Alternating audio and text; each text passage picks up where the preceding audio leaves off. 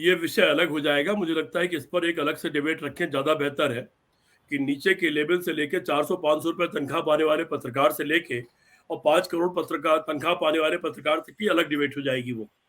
और राजधानी के जगत में घूमने वाले और थानों में घूमने वाले पत्रकार की अलग डिबेट हो जाएगी, विषय बदल जाएगा।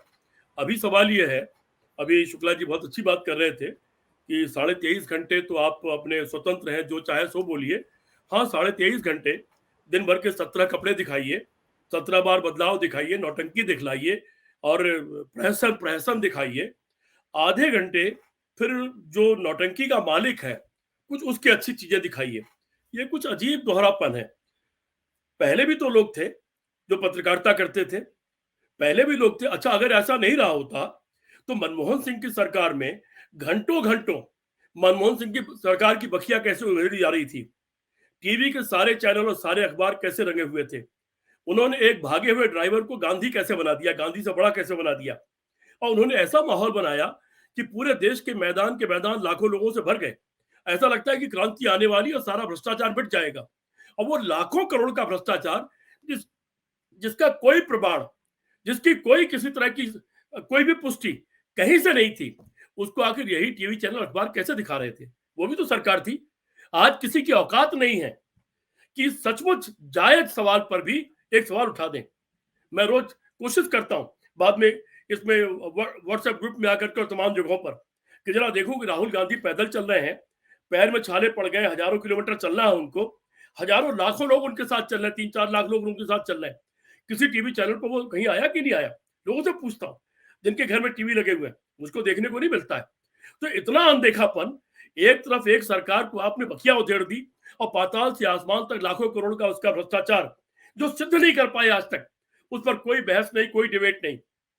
चीन ने कितना कब्जा कर दिया, उस पर कोई डिबेट नहीं। चीन कितनों को मार रहा, उस पर कोई डिबेट नहीं। पाकिस्तान कितनों को मार रहा, उस पर कोई डिबेट नहीं। लेकिन किसी के प्रहसन को, किसी के कपड़े बदलने को आप दिन भर 23.5 घंटे दिखाइए और हम चर्चा भी ना करें कि पत्रकारिता स्वतंत्र होने की। हाँ, आपातकाल था, सवाल उठा था ये कि आपसे कहा था थोड़ा झुक के चलिए, आप तो लेट गए। ये हुआ था उस समय। लेकिन उस आपातकाल का अंतिम दौर, पता नहीं इसमें कितने साथी आपातकाल में मौजूद थे। मुझे लगता है अवस्थी जी रहे होंगे। हम लोग तो उसके शिकार हैं, आपातकाल के भुक्तभोगी हैं। लेकिन आपातकाल भी एक सीमा तक बहुत कठोर था। मुझे ध्यान है आज भी, किसी राजनीतिक नेता के साथ वो हरकत नहीं हुई थी जो आज हो रही है।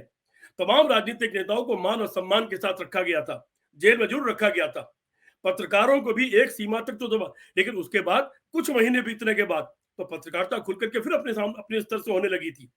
किसी ने उनको जेल नहीं भेजा, किसी पत्रकार को। और किसी भी नेता ने उस समय ये नहीं कहा, एक टीवी के उद्घाटन करने के अवसर पर, कि अरे भाई आपने तो मेरे सब विरोधी भर लिए हैं, और बाद में उस टीवी चैनल से वो सारे लोग निकाल दिए गए। ये तो किसी ने नहीं कहा, मुझे नहीं ध्यान है आज तक।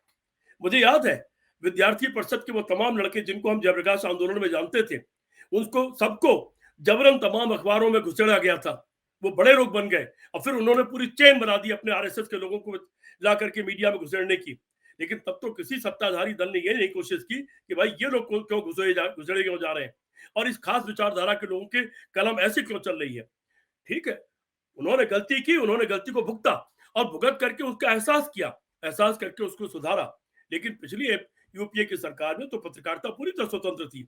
आज कोई कहते पत्रकारिता स्वतंत्र है, तो ये जो अंकुश, मैं पहले जो पहली बार बात कही थी, चूंकि इस सरकार को चलाने वाले लोग, इनकी नीयत खराब है, चूंकि इनकी नीयत एंटी डेमोक्रेसी है, चूंकि इनका मूल संगठन एंटी डेमोक्रेसी है, चूंकि इनका मूल संगठन एंटी कॉन्स्टिट्यूशन है, चूंकि इनका मूल संगठन एंटी आजादी है, इसलिए उनके जो लॉन्ग टर्म इरादे हैं, जिसको लंबे समय से लेकर के चल रहे हैं, उन इरादों की पूर्ति तभी हो सकती जब शिक्षा को ध्वस्त कर दीजिए, मीडिया को ध्वस्त कर दीजिए और सारे संस्थानों पर कब्जा कर लीजिए। उसी कड़ी में ये सारी चीजें हो रही हैं। और अब तक इनके जितने भी फैसले हुए हैं, वो सारे ही फैसले इन सारी नीतियों, जो देश की मूलभूत नीतियां हैं, नीति निर्धारक तत्व हैं, उनके खिलाफ साबित हुए। इसीलिए इनकी हर नीति, हर बात को हम लोग शंका से देखते हैं। आने वाला समय बताएगा, और नहीं तो आप पलट के देख लीजिए कि इन्होंने कब क्या कहा और उसका रिजल्ट क्या निकला, उसके परिणाम स्वरूप इन्होंने क्या किया। एक के बदले 100 सर ला रहे थे ना, उतने तो कारगिल में नहीं मरे जितने सीमा पर मर गए इस दौरान। कहां गए 100 सर? 100 दिन में काला धन लेके आ रहे थे, 100 दिन में एक अदालत गठन कर रहे थे जिसमें सारे भ्रष्टाचारियों को जेल भेजने वाले थे, और न जाने क्या क्या 100 दिन, और 100 लाख करोड़ पिछले 8 साल से हर 15 अगस्त को हम लोग सुन रहे हैं। तो इतनी बेईमान, इतनी ऐसी सरकार, ऐसे लोग, अरे कहीं कुछ तो शुचिता हो, कहीं कुछ तो जिम्मेदारी हो, कहीं कुछ तो नैतिकता हो, कहीं कुछ तो आंख की शर्म हो, और कहीं कुछ तो शर्म हो कि लाखों लोगों की लेकिन कुर्बानी सर अच्छाई लेकिन बुराई सर हर सरकार में रहेगी, हाँ, लेकिन लाखों लोगों की कुर्बानी से यह देश बना है। बड़ी मुश्किल से सैकड़ों साल के बाद हमको आजादी मिली है। उस आजादी का एक पार्ट मीडिया भी है। मैंने आपको बताया शुरू में, मैं तो एक लेकिन अखबार मीडिया को के लिए भी तो ये से कहीं से लड़ने पहुंच शुरुआत गया हुई होगी ना, आप कि तो आपको इतने हक लंबे नहीं वक्त है से देख रहे कि हैं। आप 8 कॉलम में अशोक सिंघल को छापेंगे। ये आपको हक बिल्कुल नहीं है, आप इसके मालिक नहीं है।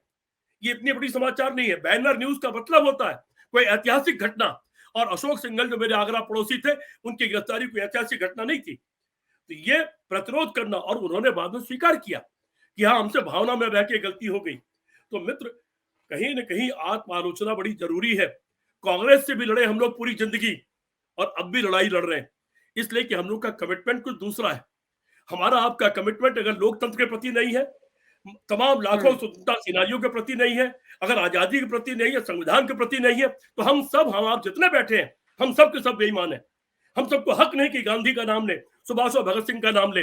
हमको हक नहीं स्वतंत्रता दिवस मनाए। हमको हक नहीं कि हम राष्ट्रीय झंडे को अपने हाथ में लें। हमको बिल्कुल कोई हक नहीं बनता। इस सरकार को हमेशा इस पर क्वेश्चन मार्क रहेगा। इसको हमेशा शंका की निगाह से देखी जाएगी। जब तक कहीं यह स्वच्छता का पालन नहीं करती और किसी बात पर सही साबित नहीं होती, तब तक इसको शंका से देखा जाएगा। और हम आप जैसे कलमकार भी अगर बिक गए, हम भी अगर बोल्डली अपनी बात कहने को तैयार नहीं है, कवि, लेखक, मीडिया कर्मी, नाट्यकर्मी, ये स्वाभाविक तौर पर विरोधी होते हैं। वो घटना सबको मालूम है कि नेहरू जी लड़खड़ाए तो दिनकर जी ने थाम दिया। वो सीढ़ियों पर चढ़ रहे थे और नेहरू जी लड़खड़ाए तो दिनकर जी बहुत लंबे चौड़े थे। मेरी तो उनसे मुलाकात थी, काफी दिन मुलाकात हुई उनसे मेरी, और उन्होंने उनको सहारा दे दिया। कोई सवाल आया तो उन्होंने कहा कि जब राजनीति लड़खड़ाती है तो साहित्य उसको सहारा देता है। अगर हम इसका पालन नहीं कर सकते तो हम सबको मीडिया कर्मी, कवि, लेखक, नाट्यकर्मी, साहित्यकार, किसी भी शब्द से हमको उसको अपने नाम के साथ नहीं लगाना चाहिए। हम उसके प्रति बेईमान है, ऐसा मेरा मानना है। मेरे जैसा अदना सा आदमी भी रोज लड़ता रहता है, जो गलत दिखता लड़ता है। और कांग्रेस से पूरी जिंदगी हम लोग लड़े हैं, लगातार लड़ते रहे हैं। अभी कांग्रेस सरकार जाने तक लड़ते रहे। तो क्या अब ये नई सरकार आगे चूंकि आरएसएस की है तो लड़ना बंद कर दे, गुलाम बन जाए इसके हम? यही हमारी नैतिक दायित्व है हम लोगों का, लिखने पढ़ने वालों का। इसलिए शुक्ला जी, मैं आपकी बहुत सारी बातों से सहमत नहीं हूं। आप वरिष्ठ पत्रकार हैं, हमारा दायित्व है सरकार को कटघरे में खड़े करना, उस पर सवाल उठाना। अगर हम उसके साथ खड़े हो गए तो हम ईमानदार नहीं है। सर, क्योंकि आपका बहुत लंबा एक्सपीरियंस है, आपका अभिलाष का पॉइंट ये कि ये जो मिलावट का दौर है, ज्यादा मिलावट अब हो गई, लेकिन हाँ, मिलावट कहीं से तो शुरू हुई थी। क्या आप थोड़ा सा उस स्थिति में जाकर के बता सकते हैं जब जिस तरह से सरकार के प्रेशर में चैनल्स को काम करना पड़ा, या फिर टीवी चैनल्स के आने के बाद ये चीजें शुरू हुई, या फिर न्यूज़पेपर के वक्त से ही लगातार एक दबाव के कारण काम करते आए हैं पत्रकार? विनीता, जी विनीता, सर। मैंने तो अभी एक बहुत छोटा सवाल उठाया। अभी यूपीए सरकार में आखिर इन्हीं न्यूज चैनल्स, अखबारों की एक कैसे हिम्मत पड़ी, जो बात आई थी कि वो सैकड़ों घंटे एक भागे हुए ड्राइवर को गांधी बनाने में उन्होंने लगा दिया। मिनटों में सारे इंडिया गेट भर जाता था, और उस सरकार को कटघरे में खड़ा करके मनमोहन सिंह को सबसे बड़ा चोर बना दिया, लाखों करोड़ का घोटाला दिखा दिया, और एक भी घोटाला सिद्ध नहीं हुआ। किसी पत्रकार के पास किसी चीज का प्रूफ नहीं था। मुझे ध्यान है, विश्वनाथ प्रताप सिंह के साथ मैंने सभाएं की हैं। वो अपनी जेब से एक कागज निकालते थे और कहते थे, ये रहे मेरे पास सबूत, सरकार बनी और 15 दिन में जेल भेज दूंगा। ये है मेरे पास खातों के सबूत। अभिलाष जी को याद होगा ये सब बात, मैं तो उनके साथ शेयर करता था मंच। और बाद में क्या हुआ, वो प्रधानमंत्री रहे और प्रधानमंत्री रह करके चले गए। कोई सबूत नहीं आया, कोई खाता नहीं आया। तो इन बेईमानियों के साथ हम लोग कब तक रहेंगे? यद्यप मैं मानता हूं 70 साल किसी देश की जिंदगी में 70 सेकंड के बराबर होते हैं।